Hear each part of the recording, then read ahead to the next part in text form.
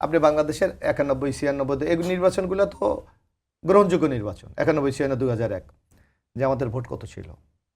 কত পার্সেন্ট ছিল? কম ছিল সেটা, 7-8%। জি। হঠাৎ করে 31% হয়ে গেল। আমরা কি এটা যদি আমরা এখন বলি তর্কের খাতিলে, আমি এটা হয়েছে এটা আমি বলি না, যদি আমি বলি 31% কি বলে, এটা ইঞ্জিনিয়ারিং এর একটা ফল বলতে পারি না আমি, কিন্তু আমি বলতে চাই না। আমি আইবুই সাহেবের জিজ্ঞেস করতে চাই, এই নির্বাচনের যখন ফলাফল হয়েছে, তাদের আমির, আমাদের বিজয়ী দলের চেয়ারম্যান জনাব তারেক রহমানকে অভিনন্দন, তাহলে কি ওনার আমির কি ভুল করেছে? নাম্বার 1।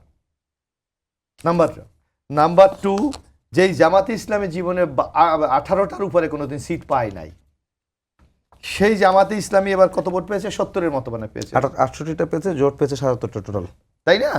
তাইলে হঠাৎ করে তারা এই যে 68টা আসন পেলেন, এটাও কি তাদের ইঞ্জিনিয়ারিং এর ফল?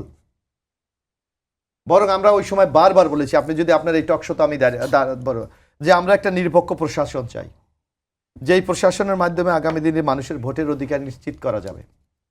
ক্যাবিনেট সচিব আব্দুর রশিদের নাম আপনি শুনেছিলেন নিশ্চয়ই? জি, শুনেছেন?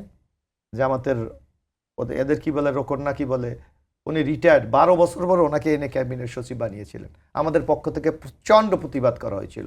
এবং উনি, আমি একটা উদাহরণ দিই, সাতক্ষীরা জেলা, আপনার মনে আছে, 3টা নির্বাচনী আসনে সর্বোচ্চ বরাদ্দ 400 কোটি টাকার উপরে করে। একটা হলো এই হাসনাত আবদুল্লাহ, তারপর আসিফ মাহমুদ এবং এই আব্দুর রশিদ সাহেব। আপনি দেখেন সেই সাতক্ষীরাতে 4টা সিটে কিন্তু জামাত পেয়েছে। তাহলে আমরা কি মনে করবো এইগুলি সেই ইঞ্জিনিয়ারিং এর ফল না?